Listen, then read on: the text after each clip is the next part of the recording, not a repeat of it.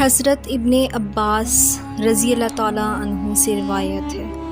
کہ رسول کریم صلی اللہ علیہ وآلہ وسلم جب مدینہ منورہ تشریف لائے تو آپ صلی اللہ علیہ وآلہ وسلم نے یہودیوں کو دیکھا کہ وہ عاشورہ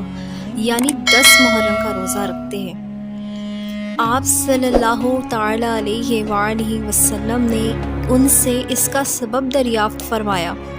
تو انہوں نے بتایا یہ ایک بابرکت دن ہے، اس دن اللہ تعالیٰ نے بنی اسرائیل کو ان کے دشمن یعنی فرعون سے نجات دلائی تھی، اس لیے موسیٰ علیہ السلام نے اس دن روزہ رکھا تھا۔ آپ صلی اللہ علیہ وآلہ وسلم نے ارشاد فرمایا ہم موسیٰ علیہ السلام کے اس عمل کو اختیار کرنے میں تم سے زیادہ حقدار ہیں۔ چنانچہ آپ صلی اللہ علیہ وآلہ وسلم نے اس دن روزہ رکھا اور صحابہ رضی اللہ تعالیٰ عنہ کو بھی اس کا حکم دیا۔